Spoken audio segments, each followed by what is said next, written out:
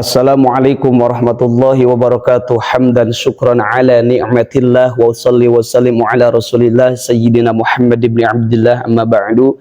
Ikhwan fillah yang dirahmati Allah subhanahu wa ta'ala, semoga kita semua diberikan kesehatan, keselamatan dan keberkahan.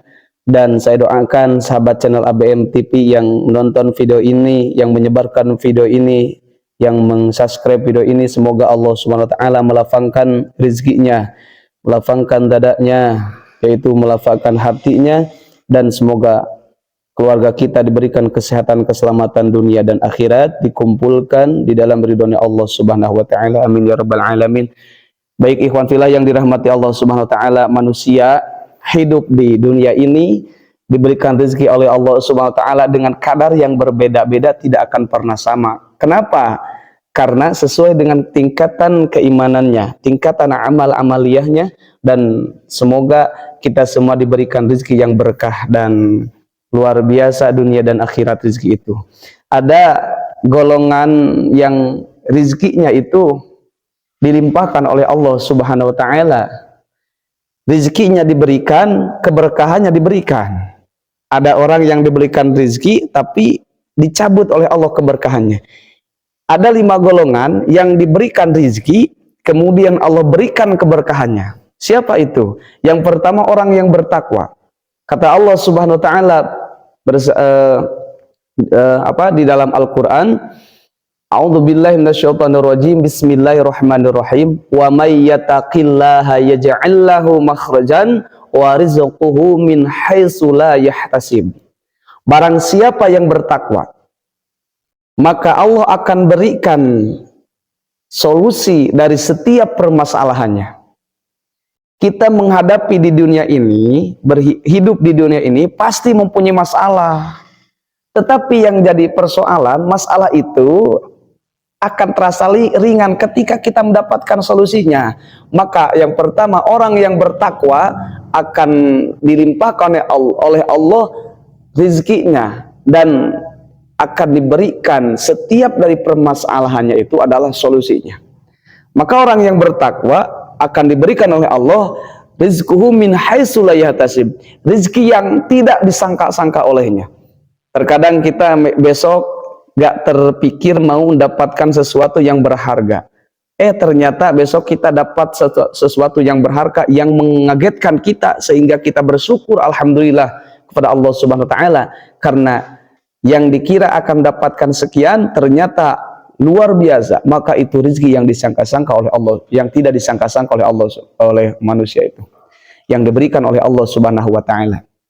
Dan yang kedua itu orang yang selalu bersedekah. Orang yang selalu bersedekah akan dilimpahkan rezekinya oleh Allah subhanahu wa ta'ala.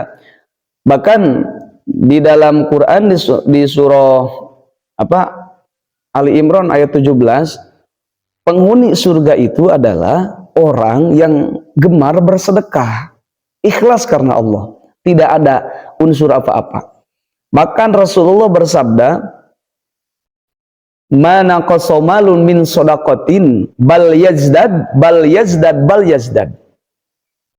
Satu harta tidak akan pernah berkurang ketika harta itu diberikan pada jalan Allah, disedekahkan. Bahkan kata Rasulullah, bal yazdad bal yazdad bal yazdad. Rasulullah mengulangnya sampai 3 kali. Ini menandakan jika ada orang yang ragu terhadap sedekah, maka itu salah paling besar dalam kehidupannya. Karena sedekah itu membuat hati kita menjadi tenang, membuat harta kita menjadi aman. Yamhaqullahu riba wa yurbis shadaqah, kata Allah. Allah menghapus riba, keberkahannya, dan Allah akan menumbuhkan sedekah. Keberkahan sedekah dan hartanya akan ditumbuhkan oleh Allah subhanahu wa ta'ala. Maka yang kedua, orang yang diberikan kelimpahan rezeki oleh Allah, orang yang rajin bersedekah. Yang ketiga, orang yang rajin beristighfar. Wabil asharihum yastaghfirun. Orang yang selalu beristighfar, tempat istighfar yang paling baik itu waktunya sebelum subuh, sebelum sholat subuh.